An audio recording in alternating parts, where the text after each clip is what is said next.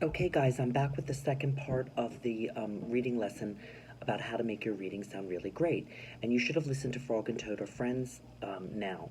And what did you notice that the person reading the story did to make their reading sound really great? What did you notice that maybe you could try when you read something aloud? Um, so I'm going to say some things and see if you notice them as well. Did you notice how the person reading the story scooped up the words and didn't sound like a robot? They scooped up lots of words so they could read fluently.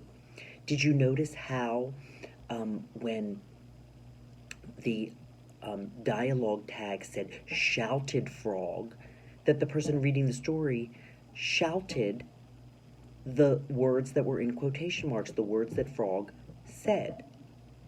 Did you notice how Toad sounded sick and sad and didn't want to get out of bed? And she used a voice that sounded like that.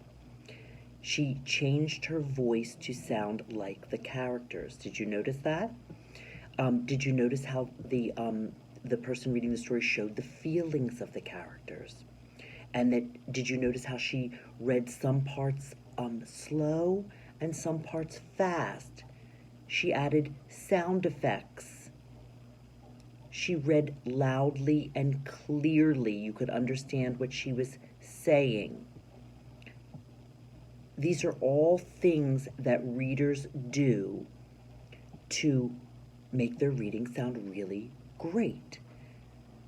And these are things that you should notice when somebody's reading aloud, and you should try them too when you're reading. Even if you're reading inside your head and not out loud, if you're saying the words inside your head, you should be reading in the character of the voices. If the character is grumpy, then you should read in a grumpy voice inside your head. That's what good readers do. So don't forget to use all of these ways to sound like a reading star. I attached a paper below that you can print out and keep in your book baggie. And I also put it under reading tools, ways to sound like a reading star. And don't forget to use all of these ways to sound like a reading star. And if you're not sure how to read a part, then maybe you have to go back and reread, or maybe you try to read it a few different ways and think about what's happening in the story and see which way fits best. The authors also will give you clues in the punctuation. If there's a period or a question mark, remember a question mark, your voice goes up at the end. An exclamation point.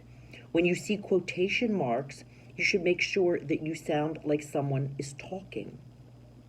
When you see a comma, your voice takes a little rest, not as long as a period.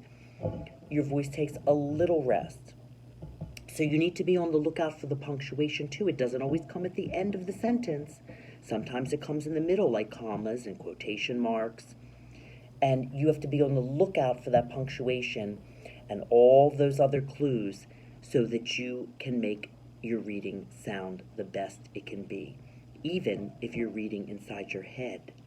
It will make the book more exciting for you if you're reading like the characters and sounding like the characters and showing the feelings of the characters. Okay? So print out the paper ways to sound like a reading star and try to use them in your reading. Okay? I'll see you next time.